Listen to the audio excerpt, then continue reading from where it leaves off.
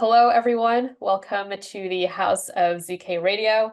This is a focused podcast and media channel that explores everything about zero-knowledge ZK, from its fundamental principles to the latest developments in the industry. I'm Alice Liu, Education Hub at ZKM. I'm joined here today with Ming, who is ZKM's Chief Research Scientist, as well as Kat, ZKM's Marketing and BD Lead. So Ming today will be discussing about DAC Economy, a concept based on a white paper that Ming wrote a couple of years ago, I think back in 2020 or 2021, right, Ming? But Yeah, 2020, yeah. Oh, 2022, Yeah, okay. I think it's the end of December 29th, I think it's the Okay. last day of. Okay. But even though Ming wrote it a couple years ago, DAC Economy's vision, I believe, is still very relevant today and something that really everyone, all the econodes of the Metis ecosystem still embrace. So we'll be diving into that today. So first, Ming, if you can give us an introduction to yourself. I know that you have a very diverse background. I think last time we spoke, you said you were originally from the aerospace industry, and then you went into software engineering, and then I believe engineering graphics chips as well. So can you speak about how you came about into the blockchain Web3 industry? Yeah, sure. Yeah, so I came from a very engineering background. I started in the aerospace industry, and I was literally doing research on our re-entry objects.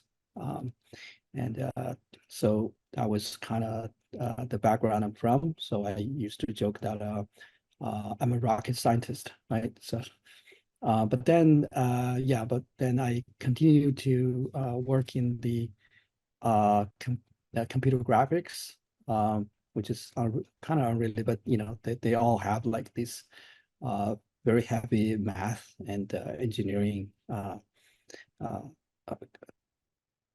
kind of hard science kind of thing, hard science, hard engineering kind of thing that I was doing. A bit related information is that I was actually in a company that develops the MIPS architecture.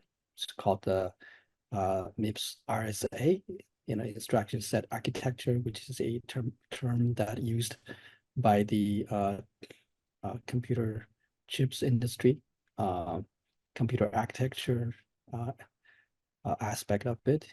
That it's a kind of CPU that kind of use the reduced instruction set, make it simpler.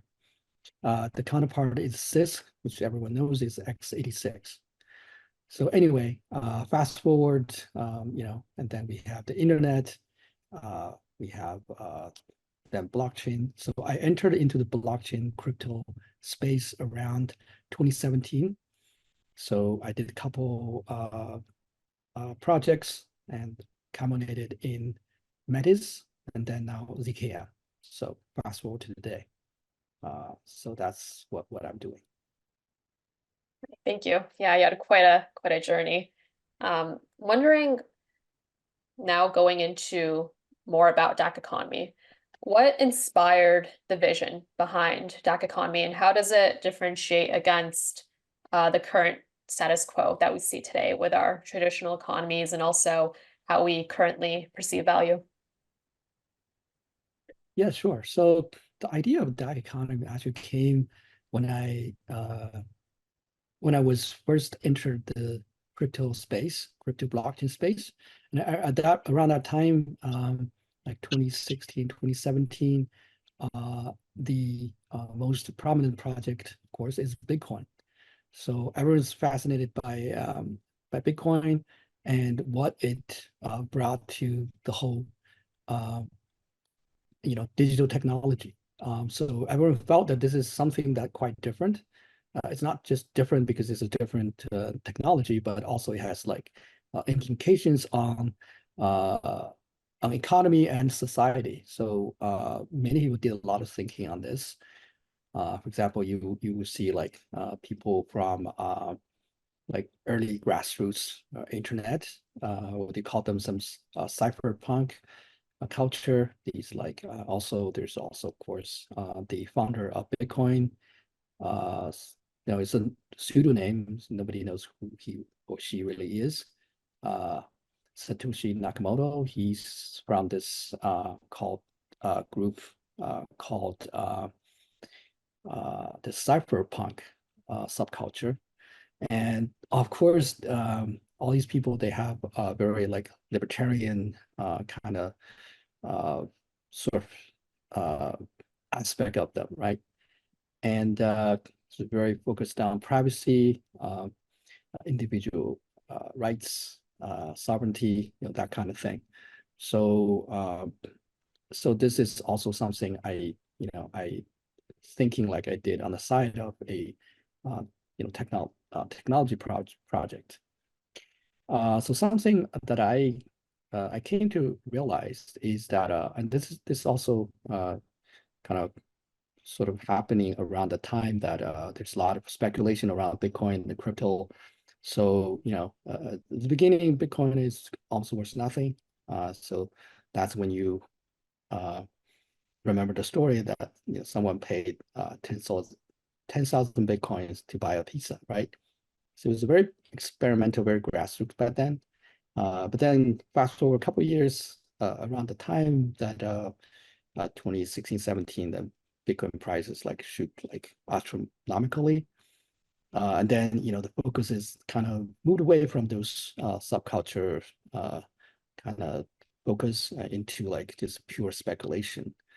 And also I read very influential papers, I think by two Cornell researchers, like saying that the Bitcoin price is actually determined by the congestion. So the more congested the Bitcoin network, the more profitable the Bitcoin network. The miners make more money when the network is congested.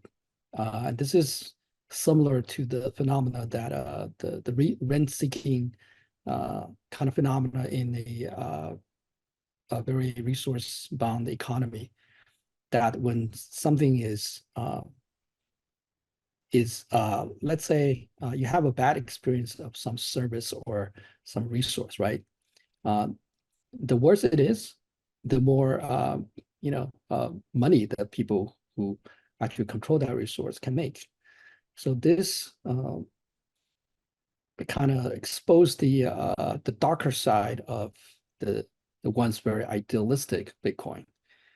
So Bitcoin obviously had a darker side that is it does not really escape the the grip of this, like we all know, this what we call what I call like resource bound economy. And that aspect definitely influenced what kind of like blockchain project that I am participating. So you definitely can't escape the overall like economic conditions uh, of your project, but idealistically, you still want the world to be a better place. So what to do? So that economy, and originally it's also called SSDE, which means self-sustainable digital economy. So these thinkings are arising from those thinking, and it's our exploration is still continuing. And fast forward to today, you know, Alice already mentioned that the whole Metis ecosystem kind of adheres to these values that we value community, we value individual sovereignty, um, but the future goal is to have a better world that kind of avoid those shortcomings of the crypto or blockchain project that we have today. So what there are their shortcomings, and these are the thinkings that we're doing. And in the current project, ZKM, zero knowledge proof. So why these technologies? So these technologies are for the purpose of enhancing those aspects of DAC economy or SSDE. So there's a reason for why we developed the technology that we're developing. So we can definitely talk more about these new developments. So it's all connected, and I'm happy to share.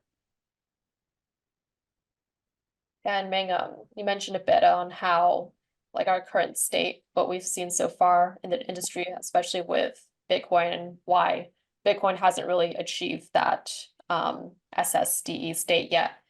But I'm wondering what is needed, what needs to be done in order for these blockchains to achieve a true economy, like what's embraced in DAC economy, of their own. Yes, sure. So like I said, crypto actually from Bitcoin started as a new kind of let's say point. Bitcoin white paper is about point-to-point payment system, which is it's kind of like a cash. So cash is a fungible money.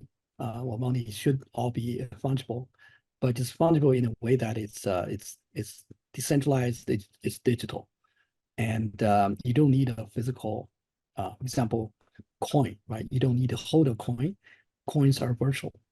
It's all digital, and so in order to enforce those features, you need algorithms to be able to do that. And this is hard actually in itself.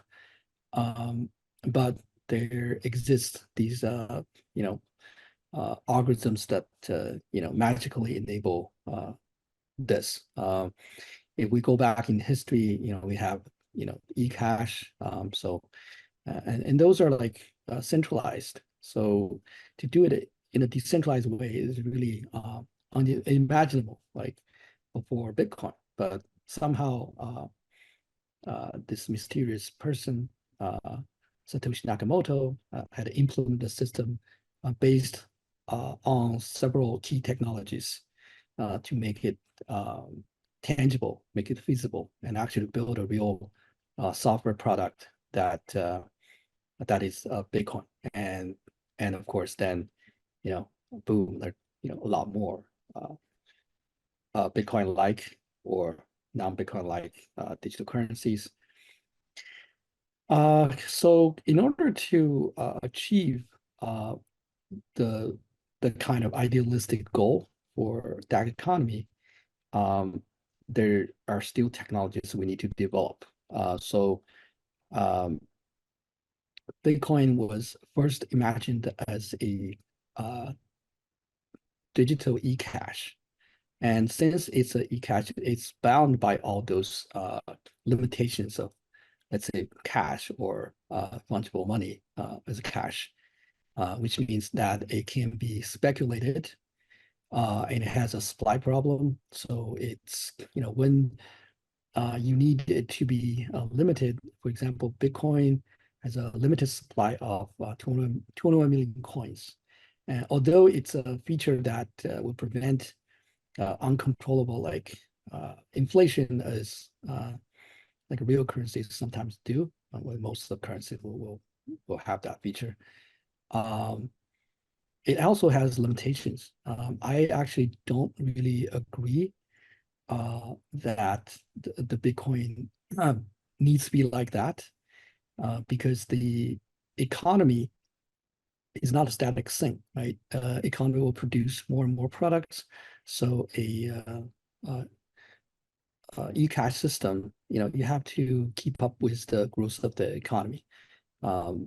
Otherwise, people just hoard it like what we have today. Like Bitcoin is not a payment system anymore because it's becoming more and more rare and valuable and took so much energy and resource to mine them.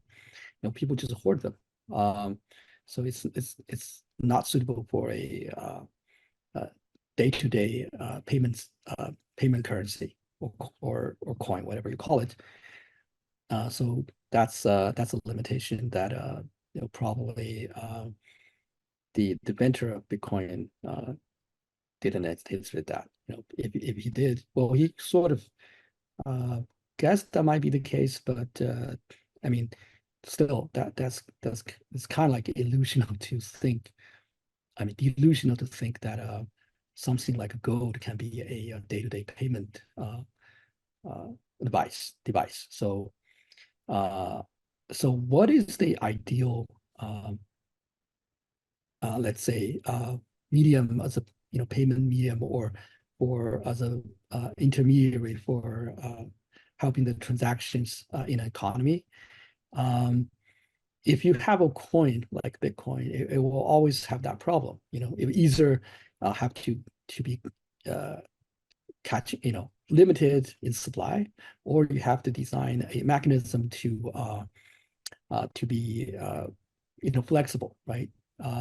So no algorithm can really like catching up with the economy, right? The economy is also fluctual, like it fluctuates. So no algorithm can do that. So you need to have a system that decides when and how much to issue. Then that becomes very similar to the central banking system that we have in the real world. People are trying to do it in an algorithmic way. So for example, like a stable coin.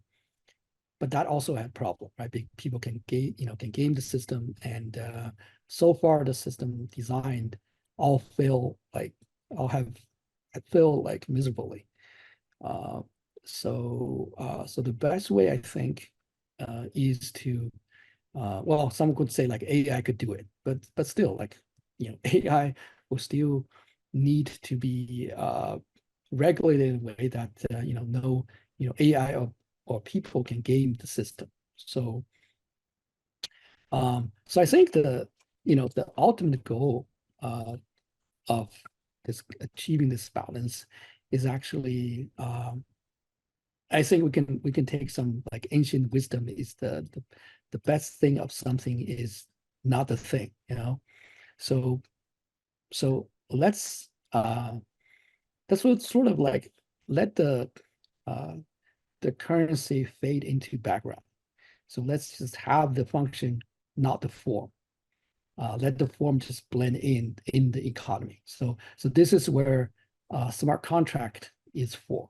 So we can have smart contract to be the sort of to be the function, not the form, right? So this is like the kind of thinking that we were trying to develop the technology for. We're still not there yet, but as we implement more and more functionality, that might be the way to a society that we don't have the limitations of the sort of like the the problem we have today with all these currencies, with all these coins, and with the monetary system that creates so much misery for us today. So what do you think about kind of like how so Bitcoin is more of like a resource, and there's the up and coming narrative of the Bitcoin layer twos to kind of, drive some sort of economic activity.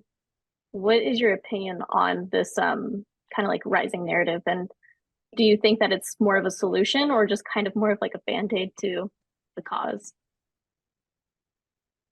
Yeah, that's a good observation of the situation that we're today.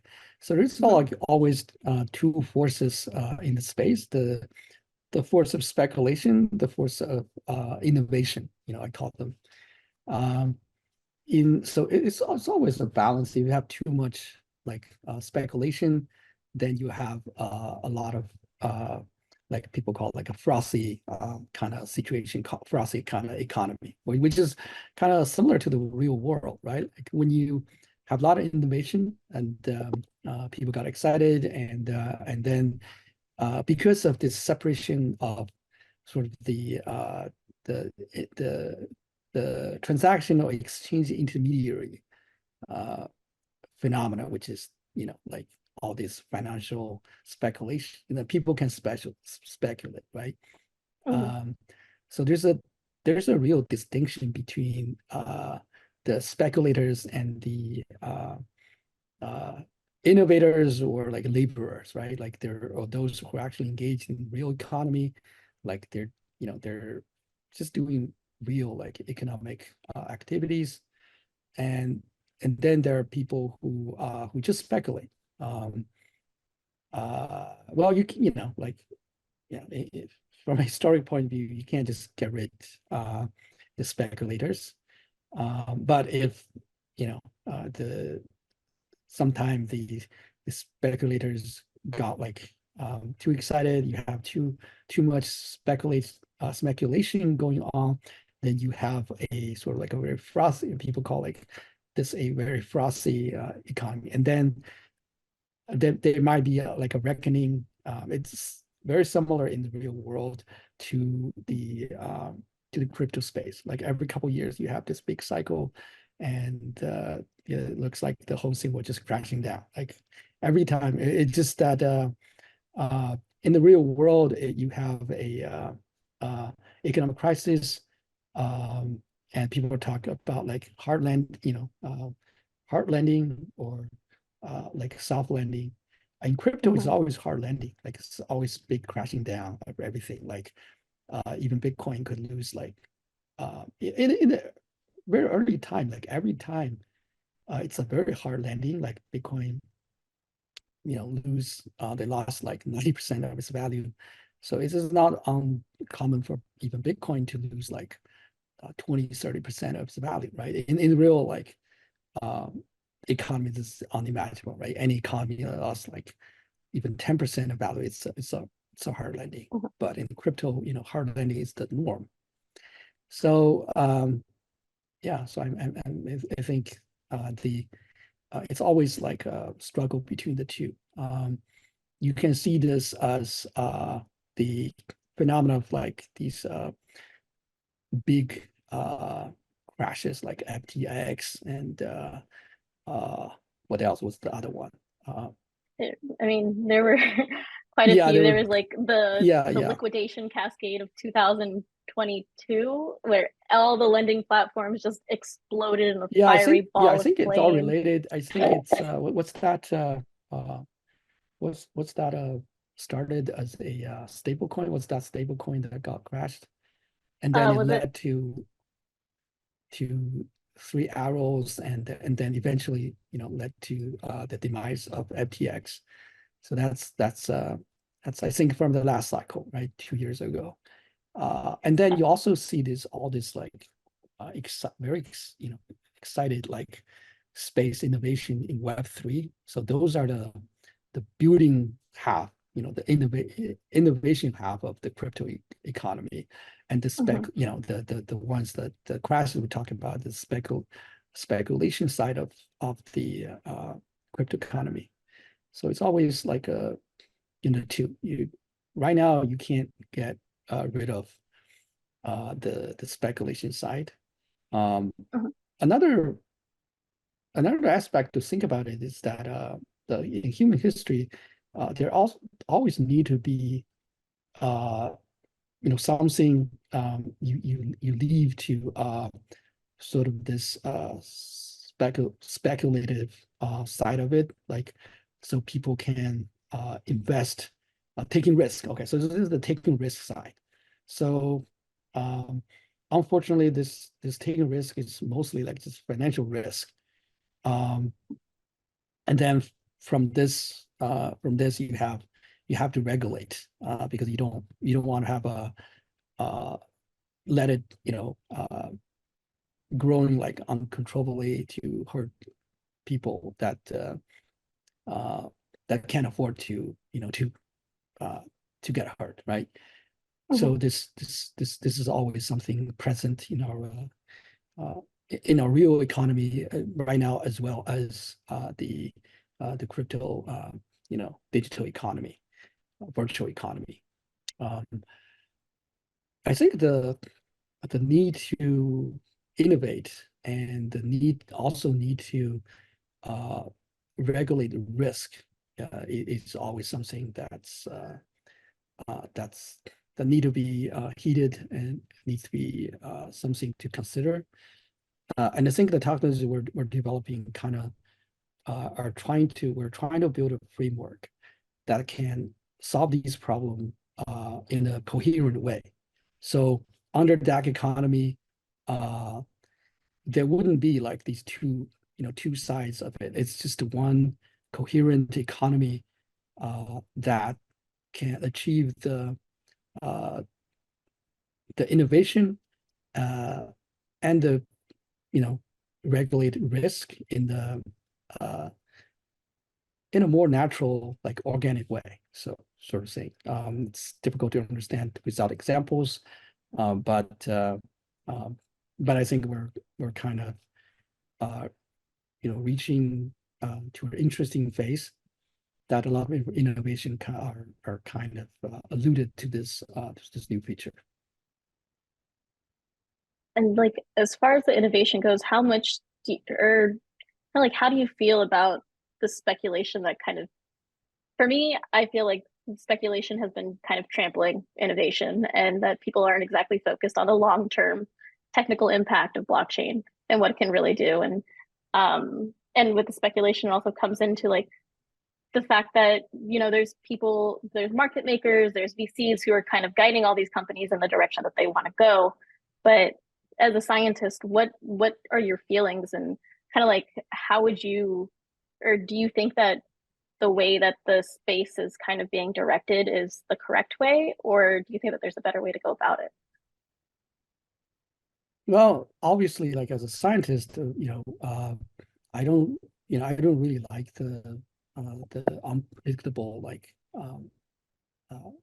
ways of speculation because it's just there's only like human greed, right? You only see human Yeah, greed.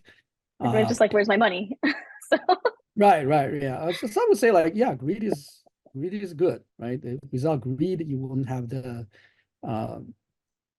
like what they say, like nice things, first there's greed, and then the nice things are come as just like a byproduct, right? All these technologies that that came along is the sort of the result of people taking this risk, and the driving factor not so glory, not all glory, right? It's just human greed. That is true to a point, but we should also consider like to the from the perspective that is it sustainable, right? Where like the human activities are like in our time, it's affecting nature, it's affecting the environment we're living in. For example, to achieve all those like unimaginable creation of wealth, we need to kind of use a lot of energy. For example, simple example is the Bitcoin mining, right? So to be able to like profit from Bitcoin, the miners are entered into this arms race, right? They're building special hardware just to churn out these computations to find the hash or whatever. Like this is completely useless. This computation does nothing. It solves no real like world problem. Its pure purpose is to speculate. So so of course this is like an extreme example of this question that even if speculation or this extreme risk taking is necessary, but then now it becomes like unsustainable. So from that perspective, even from a environmental or let's say like just keep us in a livable, like keep us livable, keep the planet livable is a controlling factor that you cannot have uncontrolled speculation. You cannot have uncontrollable risk taking, right? So what's a sustainable way? Yeah, so this is something like we have to solve. And in order to solve that, there's something very fascinating, like from the time of like high Bitcoin mining, it was like all the rage. It still is, but but nowadays it faded a bit because of all the proof of stake like energy saving consensus protocols. For example, they passed like Ethereum took. But at the height of energy heavy, energy heavy like Bitcoin mining, someone was promoting something called proof of work is completely waste of energy, is useless. And then someone was promoting something called proof of useful work, right? This is actually a scam. So there's, from the nature of these algorithms, there's no proof of useful work. The nature of it is for this to be able to secure cryptocurrency like Bitcoin, it has to be useless. The nature of it is being useless. So you can't make it useful. There are examples that make it like maybe finding a huge prime number. Yeah, it's kind of useful, but still useless.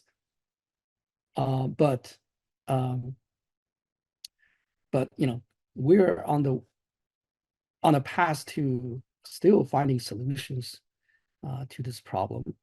We moved away from, for example, like Bitcoin kind of mining. So most of the other, more later cryptocurrencies adopted proof of stake. And then the focus of the industry shifted from a Bitcoin-like system that's only do transactions of cryptocurrency itself to smart contracts, which has a lot of real world use. For example, Web3, you can have gaming, you can have all kinds of useful use cases. So those are useful, the useful work, right? And a system that works in a decentralized way is kind of realize the proof of useful work. It's not like Bitcoin kind of proof of useful work, but the work is useful and it's working. So that's the kind of path the whole industry is embarking on, and we're doing the same thing.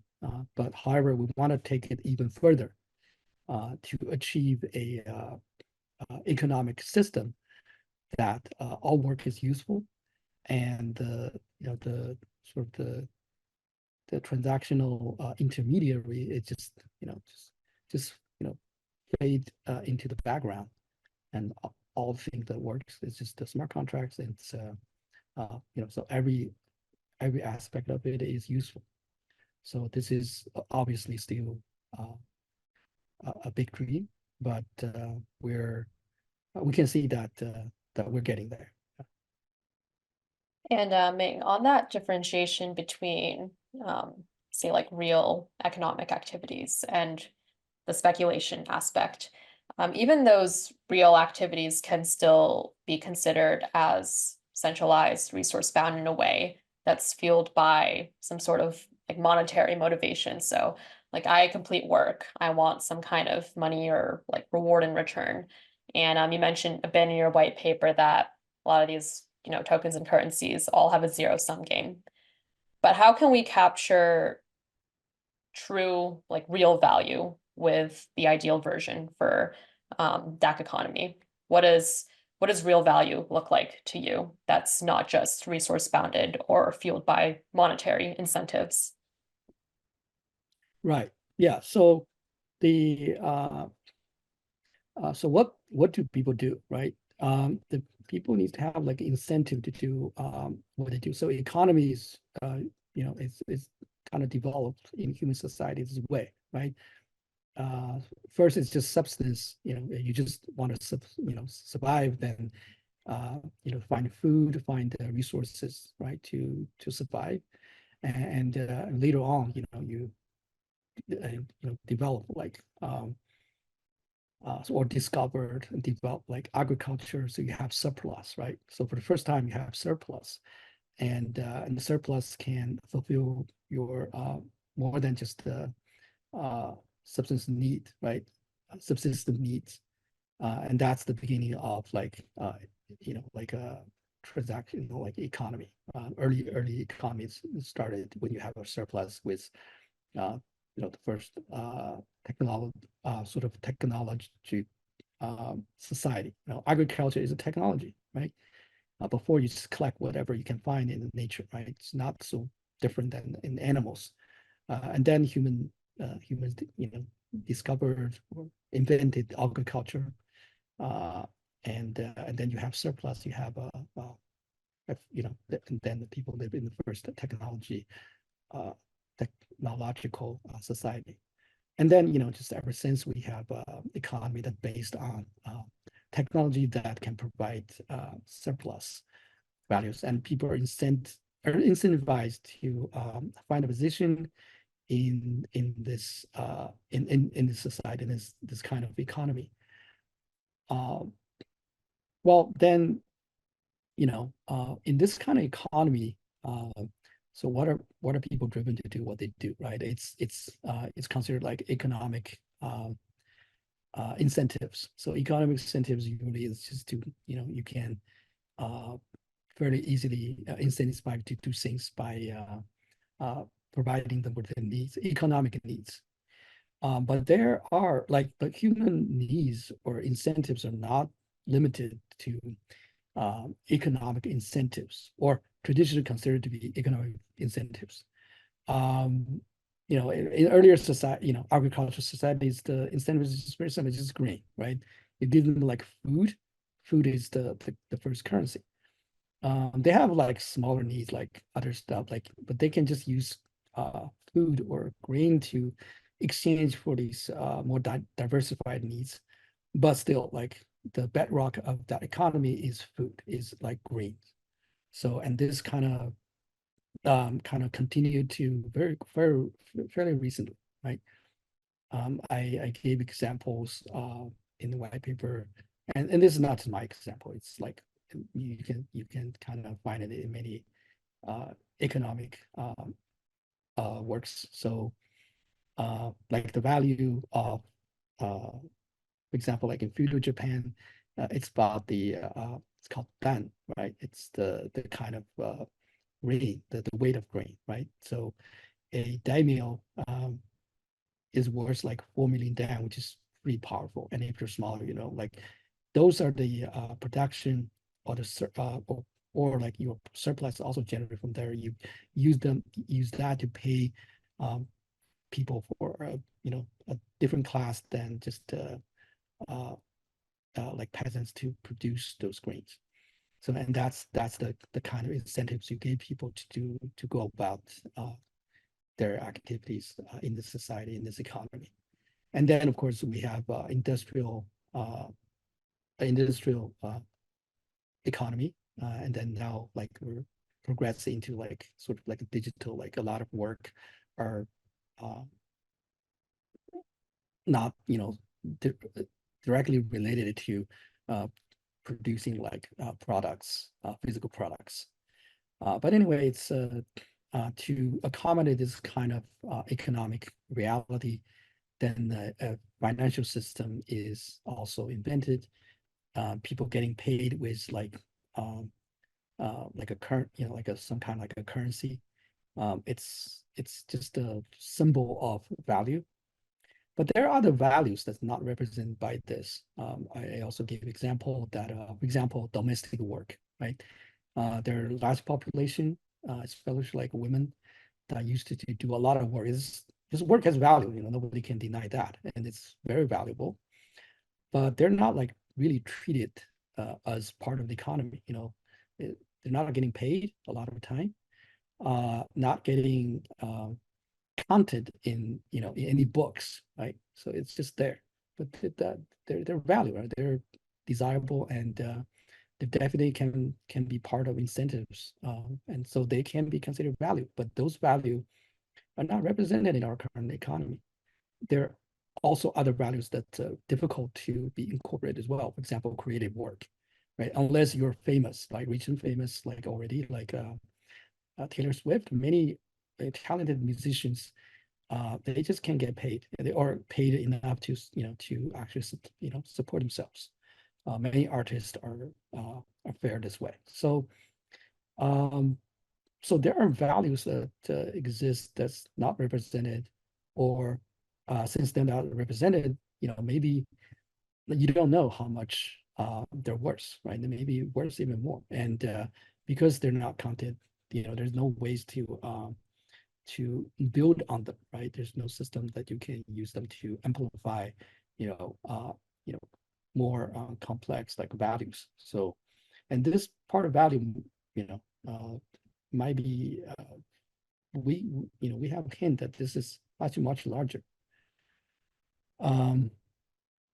Because this is what the advanced industrial civilization do, like in its evolutionary path. So we can see that for example, agriculture, right? Agriculture kind of in most advanced economies like less than 10%, maybe less than 5%. And for a lot of modern economies, like even manufacturing are less than like 20 or 30%. And other parts of the economy is service. And then we can see a lot of these value creation are not even counted in service. So with the advancement of more and more this advanced technology, it's only natural that these other kind of value creation is substantially undercounted and underrepresented in our current economy. And this is where Web3 and DAC economy and SFD can sort of come in and represent those values, and yeah, and sort of really build a economy that's well, it's very green and it's sustainable. So this is like the end goal for we're striving to build there, right? So it's definitely more than speculation, and there's definitely more value to be discovered, to be innovated, to be invented. Yeah, so this is something like really exciting. Yeah, definitely. I think it's very important to emphasize your point that a lot of times value may not be accounted for, may be hard to measure, like what you said with domestic work, with creative work. And also a lot of value is not fueled directly by monetary incentives. Off the top of my head, I'm thinking of like people that contribute to open source projects. They don't have an exact monetary incentive to contribute, but at the same time, they still participate and useful work is produced as a result.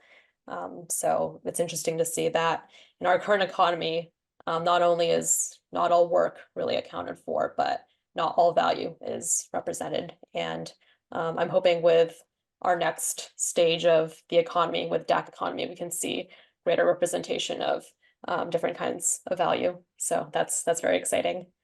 I'm also want to go into the theme of identity and being individual centric, which is a major topic that you discussed in your white paper, Ming. A big theme that I saw within DAC economy is placing boundaries around individuals instead of the institutions themselves. So putting greater focus on our individuals. I'm wondering if you can go into what it really means for an economy to be individual centric and how that plays into the construction of the ideal version of DAC economy. Yes, sure. So we can actually, continue with the discussion of value. So there are a lot of values that's not represented. So in order to kind of incorporate those values into the economy, we need first to sort of source it, to sort of like a mine it. And these values a lot of times, like, for example, like the domestic work or creative work are rooted from individual, right? So if it's not from the individual or not respected, from for the individual, then it's very easy to be omitted, because we already see that in a very centralized system. Um, if these values can be omitted, it will be omitted, right? So in order to achieve the goal of finding, discovering, and incorporating those values, we need to protect the individual, right? To protect the individual is to protect those values that generated by the individual. So in order to do that, we need to kind of go deep with why we have the system we have today. So it's very easy to see the point that that being argued for the centralization of resources. It's simple. It's just the efficiency. To achieve kind of efficiency, that we need to concentrate our resources. Yeah, it is more natural, right? It's in this kind of system. It's argued correctly that a centralization of resources will make it more efficient. So that's the Euro way, like people argue, people seeing the why we have the system we have today. But it's been a while that we're in the resource limited society. The improvement of efficiency, productivity is kind of exponential since the Industrial Revolution. And you would think the improvement of human condition would also be exponential. Well, it can be argued that yeah, we did improve the benefits to the individual in a big way, but we would say that it's not exponential. The productivity increase, it's still like exponentially more than the benefits the benefit to the individual.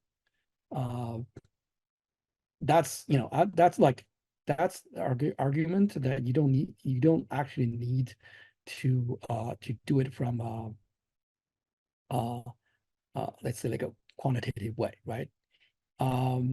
Just see the what's still happening, right? Like there's still people who go hungry in our world, right? The cumulative productivity of like grain production, food production could feed all the population of the whole human race over and over. So nobody should go hungry, but there's still a lot of people still go hungry today. So in that regard, the system definitely is not an optimal way that it should be, right? So so the argument that that you still need that so that that we don't have enough is kind of, it's a false argument. Another kind of argument is that, oh, okay, yes, it's not efficient, but there's another reason, is that we need to have the kind of discrepancy for benefits to the individual and the benefit to the whole. So the benefit to the whole is that we need a system that can incentivize people to do work, right? If we just sort of lose that the kind of the devices for incentivization, then the society won't progress. That's actually used a lot in the argument against a sort of in the old debate of like a more chaotic economy, sort of quote unquote market driven, and planned economy. So planned economy is bad because yeah, it guarantees the benefits to individuals, but then the whole society, the economy loses its edge to like create, to innovate, to have that kind of sustainable productivity. I want to go into detail of arguing, because this is like an old debate, and it's sort of we should be like getting out of it. But even in that way, the advance of technology actually make this point moot, because you can see that a lot of these economy is in the more advanced societies, our economies are service-based. So a lot of value actually directly derived from the individual. So saying that you have to have a like a more collective way to make productivity higher in the creative economy is not a good argument, in recent times. Yeah, so I think we are actually entering into a time that protecting the individual and sort of find the value in the individual kind of create actually make it the whole society actually more productive in generating values in a collective way than you have to centralize resources to do that. So yeah, so I made a lot of like analogies in nature that a more egalitarian use of energy and resources is actually more efficient. So concentrate of resources is actually more wasteful. A big example of centralization of resources wasteful is Bitcoin, right? Bitcoin mining, all that centralized power is just wasting energy to sort of boost one aspect of the economy. So yeah, so that is the reason why individual rights, individual sovereignty is important from a value point of economic value point of view. And then we discovered that a lot of these concepts around individuality, like for example, identity, is actually the kind of byproduct of a centralized economy or society. For example, identity is something that used to prevent people own individual sovereignty, because identity is mostly used for access control, right? And that's why we have all these boundaries of like collective of people. So in order to protect individual sovereignty, we have to actually reduce those boundaries, and to reduce boundary to the limit is to kind of shrink the boundary to the individual. So in this way, the boundary is not for access control; it's for protection of the individual, which what we call privacy. So that is sort of the argument around the concept of identity. That's why, like in DAC economy, we oppose the traditional view of identity. So identity is incompatible with a decentralized economy. What we should, a concept we should use is replace identity with the concept of individuality. So individuality is a society and economy that the boundary is at the individual, which is privacy. And also, this is also the unit of value creation and value transaction, that the value can only be created within those individual boundaries. To give example, that in a digital economy we have today, or like we call it Web2, that you actually really give your value that's like a virtual value. Example, your activity, your activity online. And most of the time, like we're giving it for free. And the big web properties, web corporations, they use these free value contributed by the individual to create enormous wealth, and those wealth are actually not distributed back to the individual. And in order to do that, we could imagine a future of digital economy that the value creation are actually on the within created, those activities are within the boundary of the individual, and anyone who wants to get that value needs to pay. So this kind of economic future will have a more egalitarian outcome than the current economy that we have. It's fair and it creates more value, and with this value, it's actually sustainable because the individual can actually live off their just basic activity as being human. So if you are human, your human activity creates value, and this value should be paid back to you, not being freely exploited by those big centralized power or corporation or institution. So that's like a very basic claim from DAC economy. And when you mentioned that, it's really important where our focus should be to protect the individual, the value that they generate, and in turn their identities, or a replacement coin term would be individuality. How does that really play into the idea of ownership? Like with the Web 2 example that you gave, a lot of these big companies generate value from our data, but as you say, we're freely exploited. We don't own any of that data. And a lot of people argue that we don't have any ownership over our digital identities as well. So how does ownership play into DAC economy? Where do we see its role there?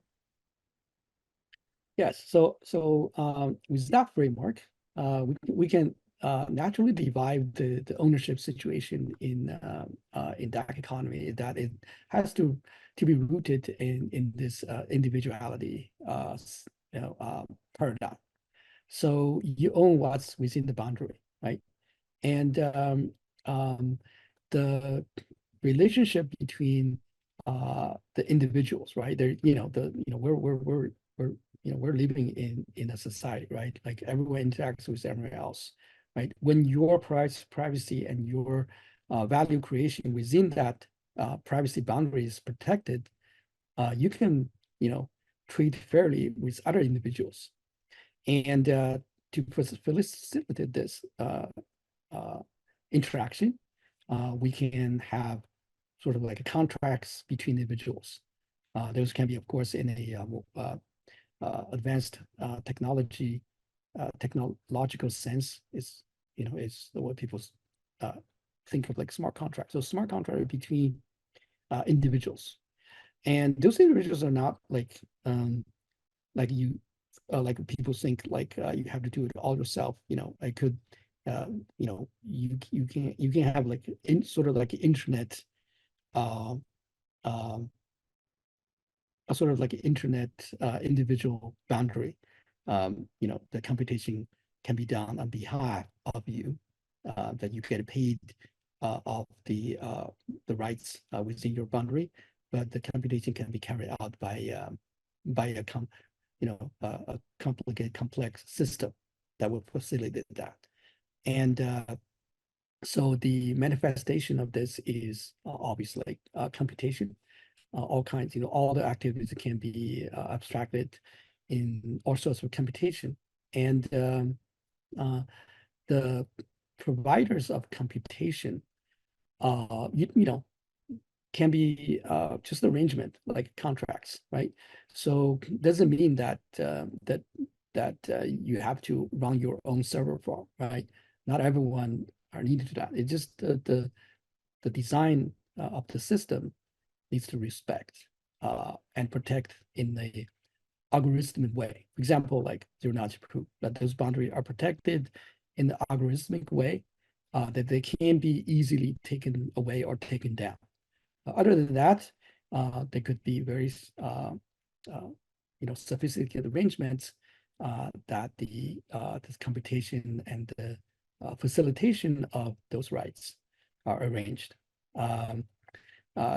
To make an example, like there are still going to be, for example, like who to provide the energy, right? The energy is not going to be like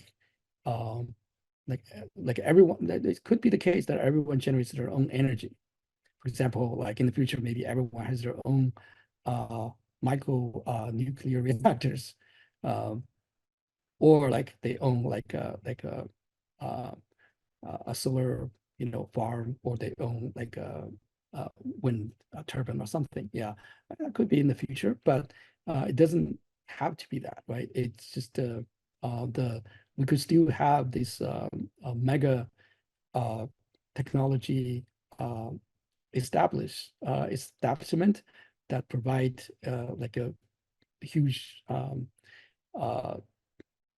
energy output that's collectively built and managed. But the activity happens within the individual, right? So just producing something, producing energy, producing resources is not complete economy. The economy is realized at the transaction, at the interaction part, right? So, and these happen within the boundary of the individual. So that's the core premise of a DAC economy. So if that is implemented, if that is respected, if that is designed in a concrete way, then this is still a DAC economy, and arrangements can be designed to specifically facilitate this like efficient sharing of energy, and also a sustainable economy can be built around this scheme. Yeah, so that's that's answering the question of ownership. So let's say like the meta ownership has to be within the individual, but collectively people can share resource in a much fairer way by first respecting the boundaries of the individual. So those two are not at odds. Yeah, they can actually complement each other, and this is actually what a future DAC economy ICT might look like. That it's actually more sustainable. Yeah. Mhm. Okay, thank you, Ming. Yeah, I think we have a lot of takeaways from what you've mentioned this episode, from bringing value, how we can bring value in a decentralized, individual focused way, and focusing on a value bound instead of a resource bound economy, how we can bring those boundaries back to the individual. I think we have a lot of takeaways from there. Just to close on maybe the last question.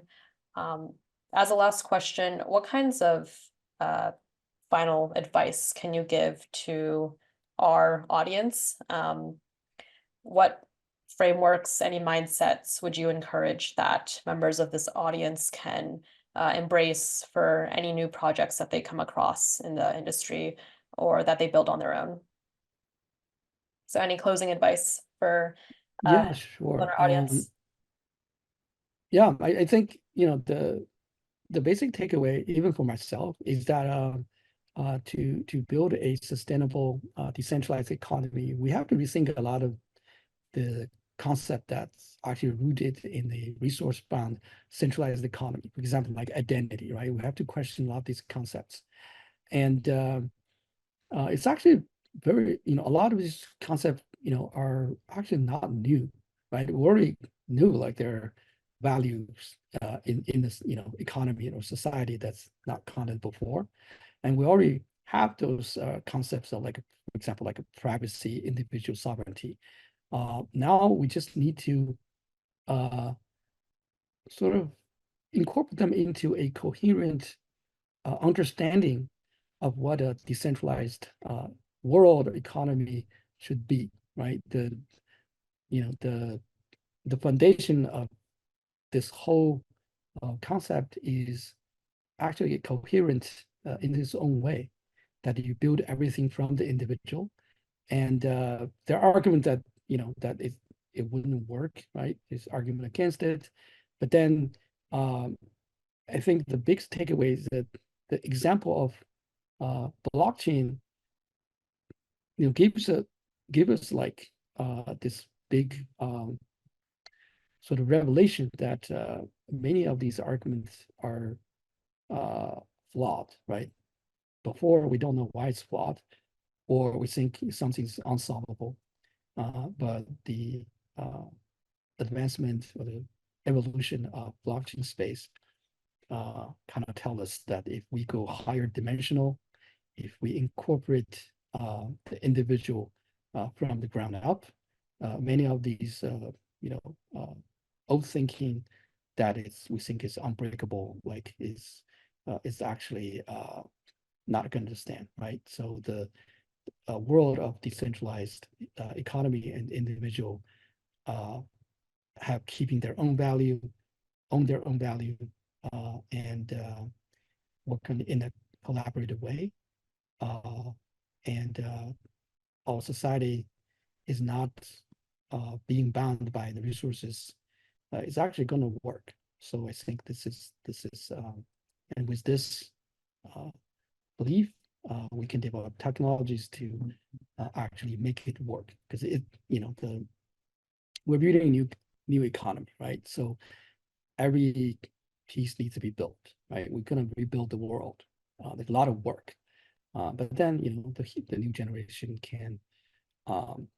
They're building a new world every all the time, and so every generation builds a new world. It just you build a copy of something that's not so good, or you build something new. So yeah, it's a choice. We're gonna do the work either way. So to build for yourself, or build for the like a centralized power that would take your rights away, take your value away.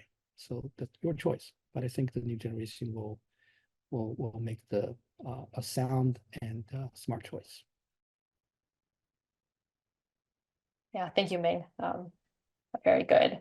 Last pointers, last pieces of advice before ending our episode. But thank you also for joining us for today, and for the deep dive into not only the philosophy and the vision behind DAC economy, but also the kind of mechanisms and the next steps that we need to achieve this. So appreciate all of your insights.